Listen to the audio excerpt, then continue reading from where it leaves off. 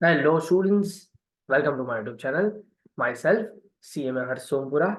सो अभी तक हमने CMA फाउंडेशन का बिजनेस लॉ एंड कम्युनिकेशन जो स्टार्ट किया था उसके अंदर हमने चैप्टर 2.4 का कंपिटेंट पार्टीज जो था वो हमने कंप्लीट किया था. जल्दी से बता देता हूँ क्या हमने कंप्लीट किया था प्रीवियस लेक्चर के अंदर, मतलब प्रीवियस वीडियो जो हमने किया था उसके अंदर हमने chapter 2.4 that is capacity of parties जो था वो हमने कंप्लीट किया था. कैपेसिटी ऑफ पार्टीज के अंदर जो जो टॉपिक थे, माइनॉर मतलब एज ऑफ मेजोरिटी होना चाहिए, sound mind and person should not be disqualified from contracting. ठीक है, ये सारी ये सारी चीजें इंपॉर्टेंट थी, वो हमने की थी. ठीक है, तो कैपेसिटी ऑफ पार्टीज हम कंप्लीट कर चुके. करंटली हम ये वीडियो में जो पढ़ने वाले हैं that is free consent. Free consent भी हमने एक essential element of valid contract में पढ़ा था. फ्री कंसेंट क्या था, फ्री कंसेंट था क्या? Essential element of valid contract के अंदर फ्री कंसेंट हमने पढ़ा था. फ्री कंसेंट का मतलब ये है कि अगर हमने फ्री कंसेंट का मतलब ये है कि अगर आपने कोई भी कॉन्ट्रैक्ट किया है, अगर आपने कोई भी कॉन्ट्रैक्ट किया है तो सामने वाले की मर्जी से किया है, आपकी खुद की मर्जी से किया है, ये सारी चीजें जानना भी बहुत जरूरी है. फ्री कंसेंट मैंने आपको आ, पूरा का पूरा एक्सप्लेन किया था when I explain valid contract and essential element of valid contract. Free consent होता क्या है कि दोनों पार्टी, जो दो पार्टी है, दोनों विलिंगली अपनी इच्छा से वॉलेंटरीली कोई कॉन्ट्रैक्ट के अंदर एंटर करती है without any misdirection, mistake, fraud, influence, कोई भी चीज ना हो उसके अलावा अगर खुद के विल से, खुद की इच्छा से अगर कोई कॉन्ट्रैक्ट में एंटर कर रही है और दोनों एक दूसरे को बाइंड कर रही है तो उसको बोलेंगे फ्री कंसेंट. उसको क्या बोलेंगे? Free consent.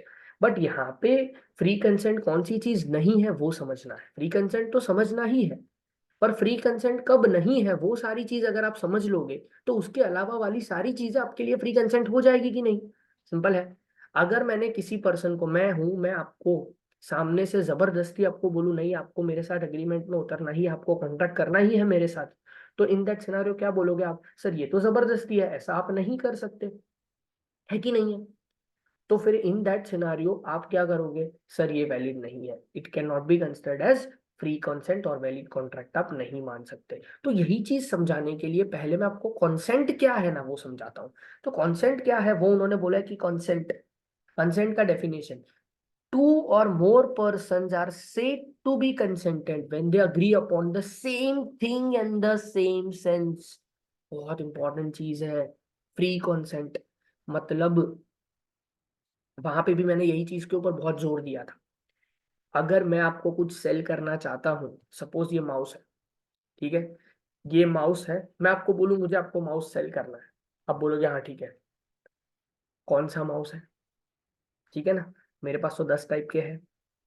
अग्री किया इन द सेम थिंग, क्या ये सेम थिंग के लिए अग्री किया? यही माउस, यही कंपनी का माउस के लिए मैंने अग्री किया? If it is yes then you are entered in, there is a free consent. अगर नहीं है तो नहीं होगा.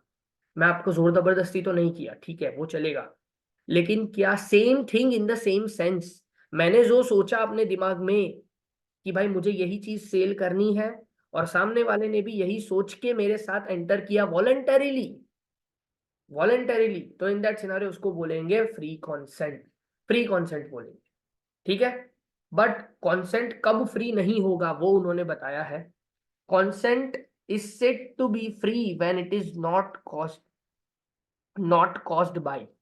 मतलब कॉन्सेंट फ्री है जब वो ये चीजों के अलावा हो. ये अगर चीज, ये 5 चीजों की वजह से आपका कॉन्सेंट अगर किसी ने लिया है तो वो कॉन्सेंट फ्री नहीं है. अगर ये 5 चीजों के अलावा हुआ कुछ भी, कंसेंट आपको मिल गया तो आप फ्री कंसेंट है. तो कौन सी चीजें, सब चीजों हम पढ़ने ही वाले हैं, एक एक चीज को बहुत थरोली पढ़ने वाले हैं.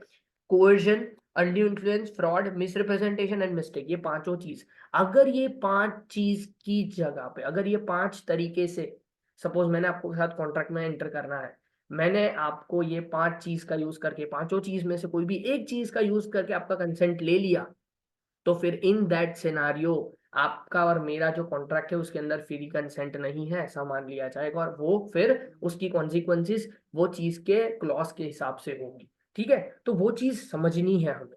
क्या है वो चीज? सबसे पहले है, ये जो चीज है पूरा आपको चार्ट समझा देता हूँ. यही पूछा, देखो consent is not free when it is caused by coercion, undue influence, fraud, misrepresentation and mistake. ये सारी चीज हम पढ़ेंगे, एक एक चीज को थरोली पढ़ेंगे, डोंट वरी।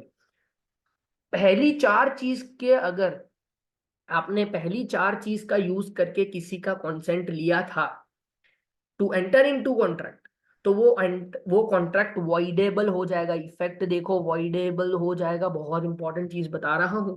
अगर आपने कोएर्जन, अनड्यू इन्फ्लुएंस, फ्रॉड या मिस रिप्रेजेंटेशन का यूज करके किसी का कॉन्सेंट आपने लिया है, तो वो कॉन्ट्रैक्ट जिसके लॉस हुआ है, जिसका लॉस हुआ है, उसके पर्सपेक्टिव से वो कॉन्ट्रैक्ट वाइडेबल हो जाएगा। मतलब सामने वाला पर्सन जिसका कॉन्सेंट आपने इस चीज की वजह से लिया था, उसके पास ऑप्शन है, या तो ये कॉन्ट्रैक्ट को क्या करे, चलने दे, या तो रिजाइंड कर दे कॉन्ट्रैक्ट को, मतलब कैंसिल कर दे। लेकिन अगर मिस्टेक हुआ तो वॉइड ही हो जाएगा। ये चीज याद रखना, ये बच्चे भूल जाते हैं।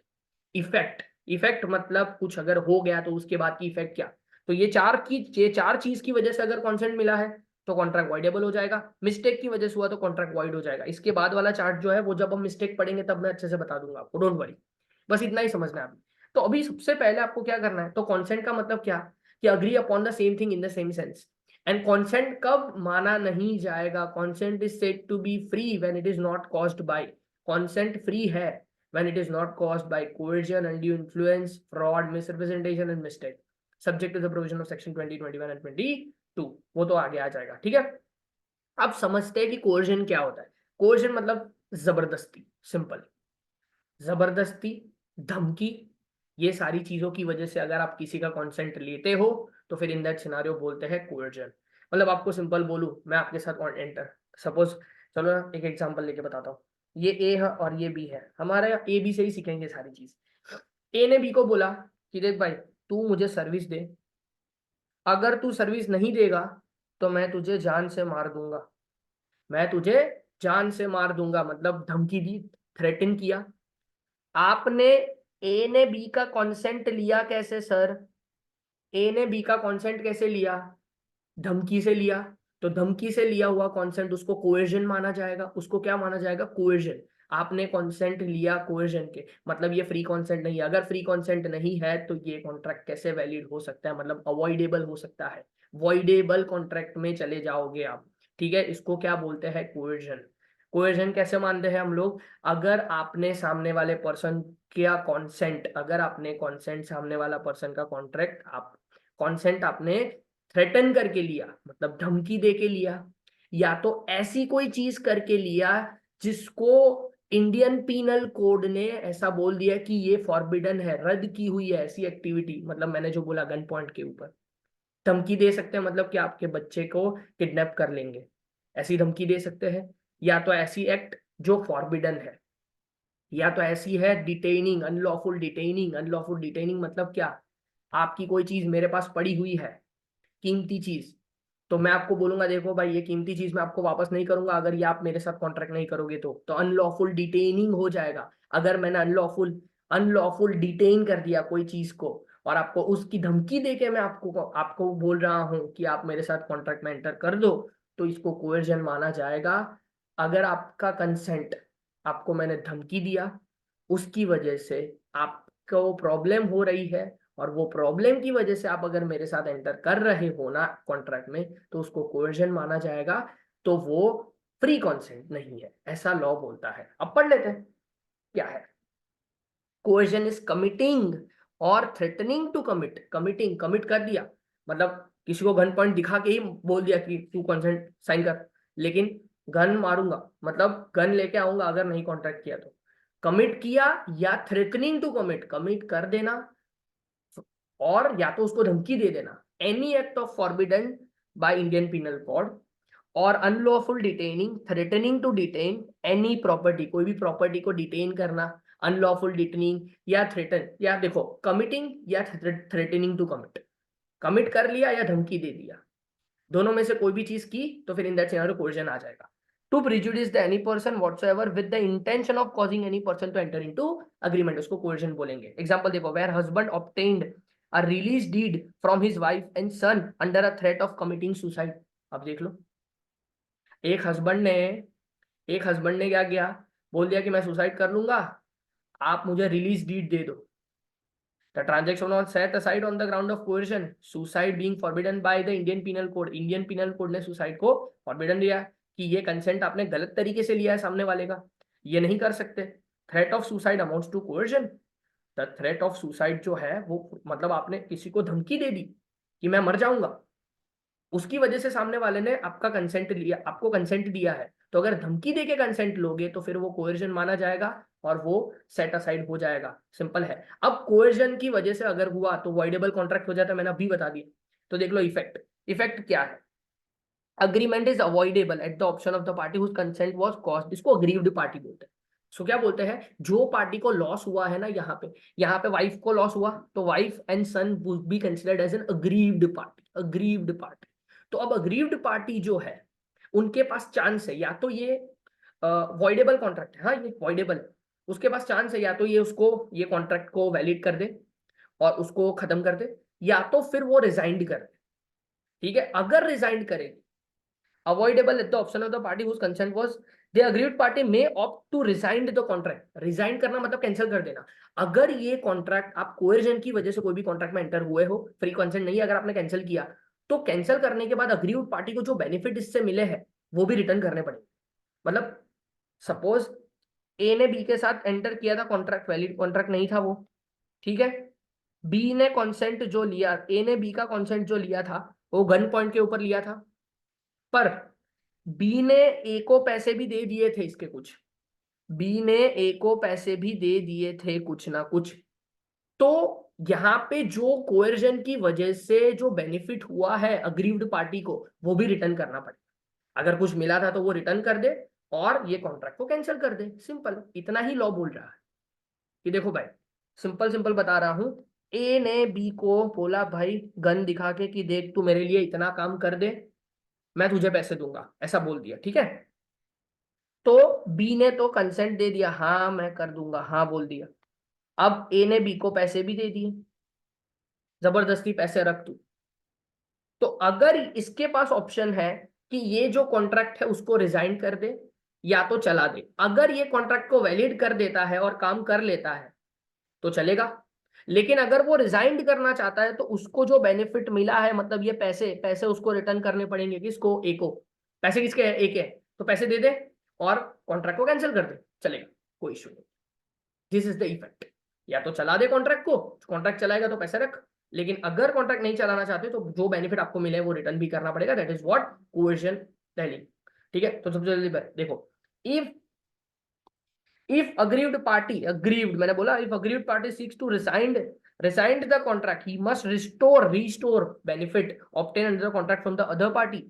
It should be noted that threat to commit suicide also amounts to coercion, but obviously threat to commit suicide also amounts to, लेकिन कई बार एक्सेप्शनल केसेस होते हैं जहां पे आपको है ना जबरदस्ती करनी पड़ती है, जहां पे आपको जबरदस्ती करनी पड़ती है। तो वो क्या है, प्रोसिक्यूशन। प्रोसिक्यूशन अगर आपको किसी को करवाना है, प्रोसिक्यूशन मतलब पुलिस को किसी के साथ प्रोसिक्यूशन, मतलब गवर्नमेंट है तो कोई बड़ा सा गुंडा या चोर होता है, तो उनके साथ अगर आपको केस चलवाना है उसके ऊपर, तो उसको तो धमकी देनी पड़ेगी ना। तो प्रोसिक्यूशन प्रोसिक्यूशन अगर किसी का अगेंस्ट करना है तो उसको धमकी देके ही आप करोगे कि भाई हाँ बोल दे, तेरे तेरे ऊपर हमारा केस है तो हम करना पड़ेगा, तो वहां की धमकी चलेगी। तो वो धमकी चलेगी क्यों, एक्सेप्शन केसेस मतलब कि आप जहां पे ऐसे केसेस जहां पे चलेंगे। फिर high prices and high interest rate. हाँ सिंपल है, high prices and high interest rate मतलब धमकी देना।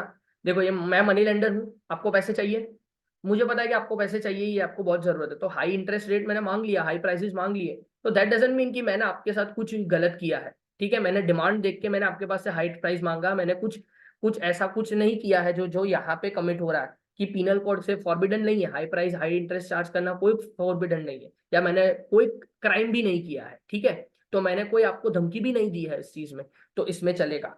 ठीक है, and threat to commit suicide. कई बार होता है कि ये थ्रेट टू कमिट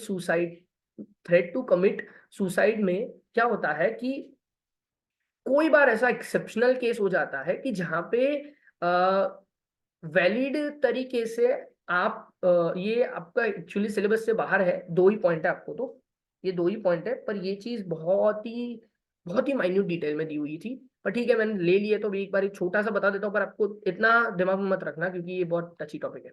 और थ्रेट टू कमिट सुसाइड, कई बार बच्चे होते हैं ना जो 20 साल के, तो वो थ्रेट टू कमिट सुसाइड कर लेते हैं। सुसाइड करने के डर से सामने वाले पर्सन को बोलते हैं कि आप ये कर लो वो कर लो। तो इन दैट सिनारियो वो चीजें हो जाती, कर लेते, सामने वाला पर्सन एक्सेप्ट करके वो चीज कर लेता। तो अब इन दैट सिनारियो छोटा बच्चा अगर ये सब कर रहा है 18 15 16 साल का, तो अगर वो कर लिया तो फिर वो वैलिड माना जाता है कई बार, क्योंकि जो पर्सन है वो भी इनकम्पिटेंट है इसी वजह से। बाकी पहले 2 पॉइंट आपको है, तीसरा पॉइंट आपको इतना ज्यादा याद करने की जरूरत नहीं है। एक्सेप्शन मतलब क्या, कि जहां पे भले ही आप धमकी दे रहे हो फिर भी वो कोएजन माना जाएगा। ठीक है, बस इतनी चीज है। अब अनड्यू इन्फ्लुएंस पे आते हैं। अनड्यू इन्फ्लुएंस मतलब क्या, दो चीज आपको याद रखनी है, dominate dominate the will and unfair advantage. दो चीज आपको याद रखनी है, dominate the will and unfair advantage. एक एग्जांपल समझ लो, समझ में आ जाए। अनड्यू इन्फ्लुएंस, इन्फ्लुएंस मतलब क्या, मैं आपको इन्फ्लुएंस कर रहा हूं पर वो भी अनड्यू है। अनड्यू है, मैं गलत तरीके से आपको इन्फ्लुएंस करके आपके पास से काम ले रहा हूं, तो वो क्या हो जाएगा, मैंने आपका कंसेंट गलत तरीके से लिया। सपोज ऐसा समझ लो मैं आपका टीचर हूं, आप मेरे स्टूडेंट हो। अगर मैंने गलत इंफॉर्मेशन दे दे के आपको गलत तरीके से गलत गाइड कर दिया और गलत चीज आप करोगे, तो इन दैट सिनारियो ऐसा मान लिया जाएगा कि मैंने क्या किया, आपका कंसेंट जो लिया था वो गलत तरीके से अनड्यू इन्फ्लुएंस में लिया था। क्यों, अब बताता हूं। क्या होता है, कई बार होता है कि जो डोमिनेट दो पार्टी जब होती है ना, दो या उससे ज्यादा पार्टी जब होती है, तो आप सोचो मैं टीचर हूं आप स्टूडेंट हो, तो मैं एक डोमिनेट पोजीशन में हूं। मैं एक डोमिनेंट पोजीशन में हूँ क्लास में, आप सब स्टूडेंट हो, मैं जो बोलूंगा वो एक डोमिनेंट पोजीशन में बोलूंगा तो आप उसको सुनोगे and you will understand the fact that कि सामने वाले जो सर बोल रहे हैं वो सही है। ठीक है, तो मतलब इसमें क्या हुआ, मैं आपकी विल को डोमिनेट करने की पोजीशन में आ गया। मैं क्या हुआ, मैं आपकी विल को डोमिनेट करने की पोजीशन में आ गया। मतलब मैं अगर आपका कंसेंट किसी ऐसी पोजीशन में बैठ के ले रहा हूं जहां पे मैं आपकी विल को, मतलब आपकी इच्छा को डोमिनेट कर सकता हूं, आपकी इच्छा को डोमिनेट कर सकता हूं, dominate the will of the other. And दूसरा, आप मैं विल का अनफेयर यूज एडवांटेज ले सकता हूं। अगर ये दोनों चीज मिल गई तो ये अनड्यू इन्फ्लुएंस हो गया कि नहीं। मैं कुछ बोला, अगर मैं गलत भी बोला तो भी आप सही मान लोगे उसको। क्यों, अनफेयर एडवांटेज में ले सकता हूं, वही पोजीशन में हूं। अगर मैं ऐसी पोजीशन में हूं कि मैं सामने वाले पार्टीज को डोमिनेट, उसकी इच्छा को डोमिनेट कर सकता हूं एंड उसका अनफेयर एडवांटेज अगर ले सकता हूं, उस पोजीशन में हूं, तो फिर ऐसा मान लिया जाएगा कि in that scenario undue influence वहां पे परसिस्ट कर रहा है, डीम्ड मान लिया जाएगा। ठीक है, डीम्ड मान लिया जाएगा। और अगर अनड्यू इन्फ्लुएंस से सामने वाले पर्सन के आपने अनड्यू इन्फ्लुएंस करके सामने वाले पर्सन का आपका कंसेंट लिया है आप, तो फिर इन दैट सिनेरियो वो भी इफेक्ट सेम ही होगी, वॉइडेबल हो जाएगा। वॉइडेबल में क्या होता है, या तो अग्रीव्ड पार्टी वो कॉन्ट्रैक्ट को एक्सेप्ट कर सकती है या तो रिजाइन कर सकती है। रिजाइन करेगी तो फिर इन दैट सिनेरियो क्या हो जाएगा, उसको फिर उसको जितने बेनिफिट उसको मिले थे उसको रिस्टोर करने पड़ेंगे, वही चीज करनी पड़ेगी। अब थोड़ा ध्यान से और सुनो। अ पर्सन, पहले पढ़ लेते हैं कि अनड्यू इन्फ्लुएंस क्या है। देखो, a contract is said to be induced by undue influence. Induce मतलब ऐसा मान लिया जाएगा कि अनड्यू इन्फ्लुएंस हुआ है, where relation subsisting between the parties, दो पार्टी के बीच में रिलेशन ऐसा है, one such that one of the parties is in a position of dominate of will of the others, dominate the will। मेरा जो एग्जांपल है चुटकियों में याद रह जाएगा, dominate the will of the other and uses this position to obtain an unfair advantage over the others। ये दोनों चीजें अगर मिल गई कोई एक कॉन्ट्रैक्ट के अंदर तो थोड़ा प्रिजम्पशन हो जाता है, मान लिया जाता है कि अनड्यू इन्फ्लुएंस है। अब कुछ सिनारियोज ऐसे है, देखो, अ पर्सन इज डीम्ड। अब ये थोड़ा बहुत ही अच्छे से आपको याद रखना है। डीम्ड, डीम्ड मतलब मान ही लिया जाएगा।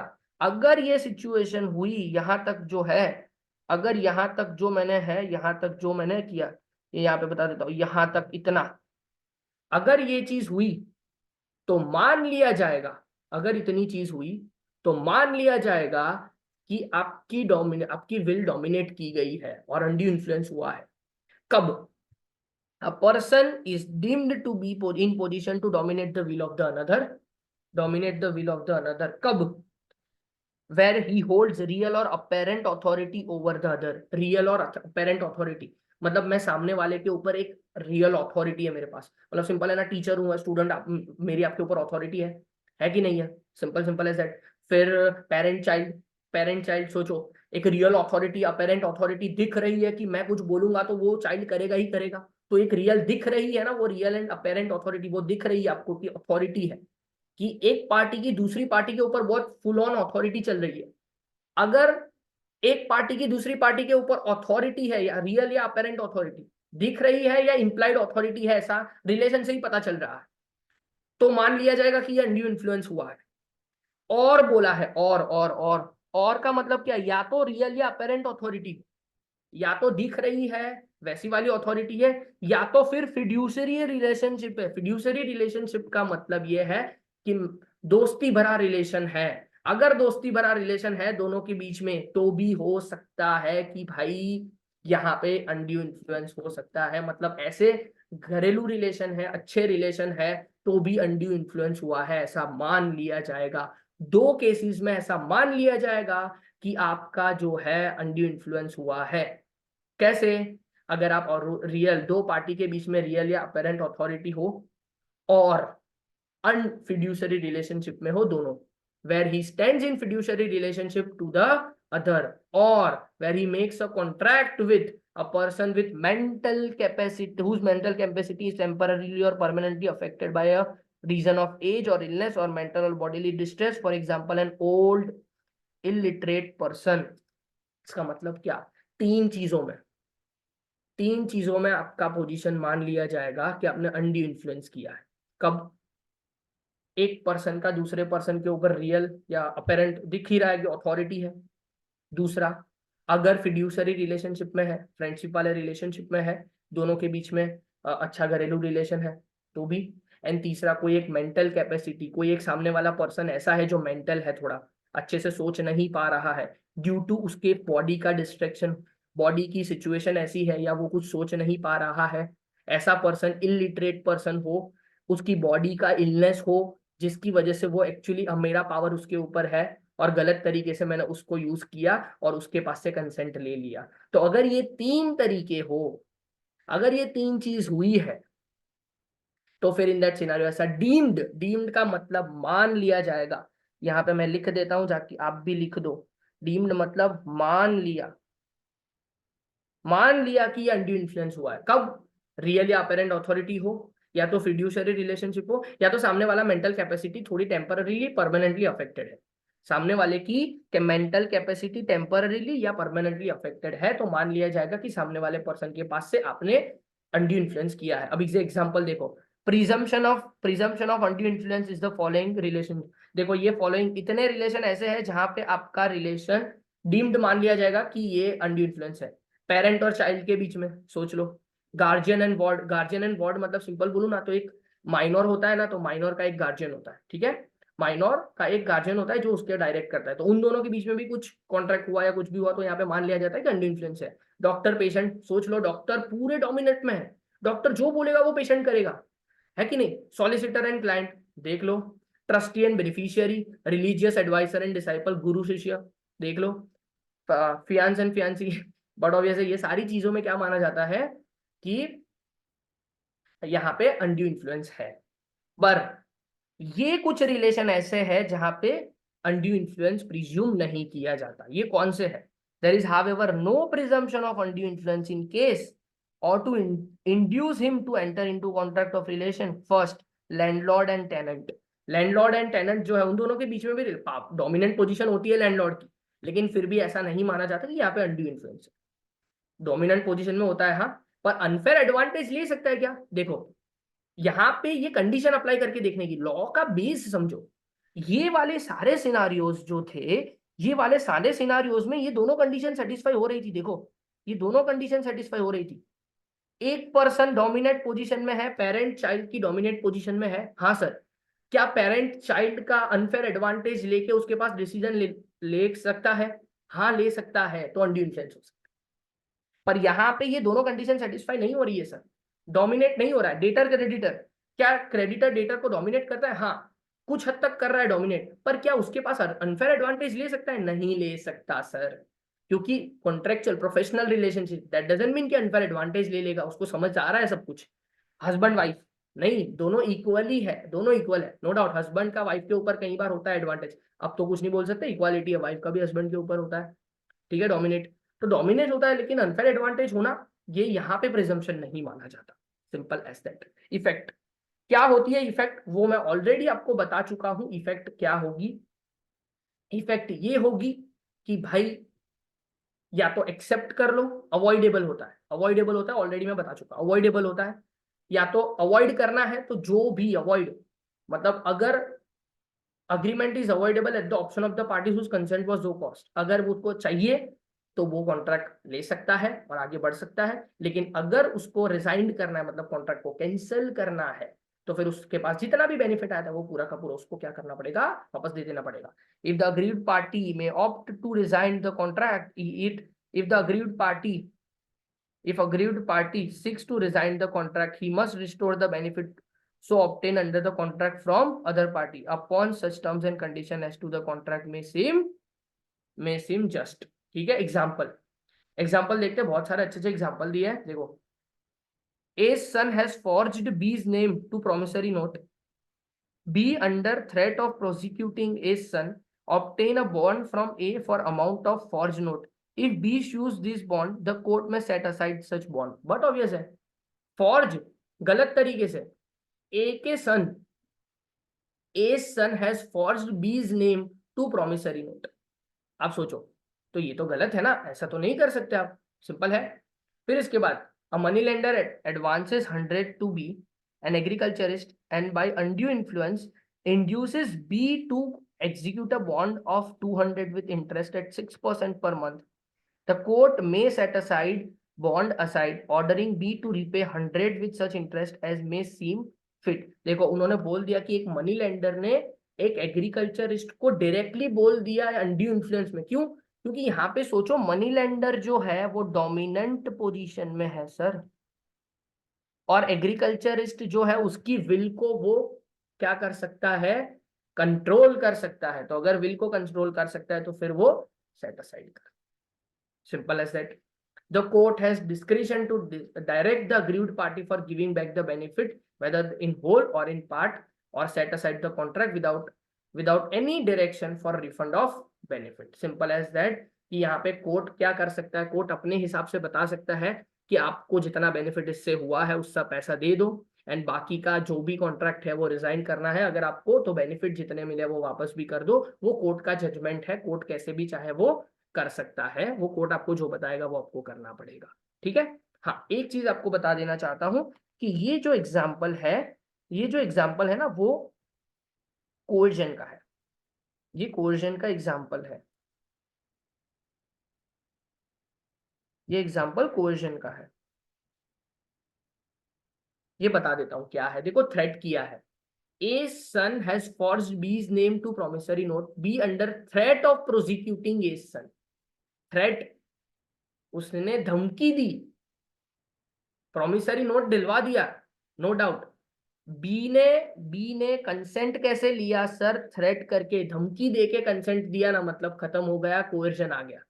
धमकी आप दोगे तो कोएर्जन आ गया, तो ये तो कोएर्जन हो गया ना। ओके, देखो, इसी वजह से मैंने दोनों का साथ में रखा था ताकि आप, मैं समझा पाऊं कि दोनों का डिफरेंस क्या है। इसी वजह से पहले मैं रुक गया वहां पे, पहले मैंने अनड्यू इन्फ्लुएंस का दोनों समझा दिया, फिर मैंने ऊपर कोएर्जन में गया। अब कोएर्जन क्या है, कोएर्जन मैंने बताया था कि धमकी दोगे, धमकी देना, या धमकी धमकी देना या कमिट कर देना कोई चीज, अगर उस चीज को करके आप सामने वाले पर्सन का कंसेंट ले रहे हो तो वो गलत है, सिंपल एज दैट। ओके, तो हमने दो चीज सीखी प्री कंसेंट में आज, कि प्री कंसेंट में 5 तरीके से अगर आप कंसेंट लोगे तो वो गलत है, उसके अलावा सारी चीज सही है, ठीक है। प्री कंसेंट मतलब same thing in the same sense, अगर आपने कंसेंट के आपने हाँ बोला है कॉन्ट्रैक्ट में तो फ्री कंसेंट माना जाएगा, सिंपल एज दैट। वो सारी चीज एकदम परफेक्ट है। हमें सीखना क्या, यहाँ पे मैंने 2 चीज सिखाई थी, एक चीज था कोएर्जन एंड दूसरा था undue influence. I hope so you liked it. मैंने बहुत बहुत सारी चीजें अंडरलाइन भी की है। I hope so you are liking my these notes, और आप, मैं भी जो भी टिक मार्क करता हूँ वो आप लोग भी टिक मार्क करना। एंड छोटी सी और एक नोट आप घर पे बना सकते हो जिससे आपको बेनिफिट हो। देखो क्या करते हैं हम, मैं जो नोट बना रहा हूँ वो एक्सप्लेनेशन के लिए नोट बना रहा हूँ, आप क्या कर सकते हो, इसको और छोटा कर सकते हो अपने हिसाब से। देखो, खुद की नोट खुद बनाओ, उससे क्या होता है कि आपको जितना छोटा होगा लेकिन फिर भी आपको याद रहता है उस तरीके से आपने बनाया। तो जब आप वो चीज पढ़ोगे, इतना पढ़ने से, देखो कई बार होता है कि बच्चा नोट ऐसी बनाता है कि एक पेज पढ़ के भी 20 पेज का याद कर लेता है। क्यों? उसकी नोट ऐसी है, उसकी नोट ऐसी। It is up to you, आप कैसे भी करना चाहो तो कर सकते हो, पर हमेशा खुद की छोटी छोटी नोट्स होनी चाहिए जिससे आप अंडरस्टैंड कर पाओ और जल्दी से रिवाइज कर पाओ। ठीक है, तो इतना रखते हैं यहाँ पे। नेक्स्ट वीडियो के अंदर ये चैप्टर भी हम कंप्लीट कर देंगे। ठीक है, thank you so much and we shall meet in next video. Thanks a lot. And request के साथ वीडियो साइन ऑफ कर रहा हूँ। अगर आपको ये वीडियोस अच्छे लग रहे, please do like share and subscribe. अपने दोस्तों के साथ जरूर शेयर करना, जरूर लाइक करना, जरूर सब्सक्राइब करना। Thanks a lot, keep supporting me, bye bye.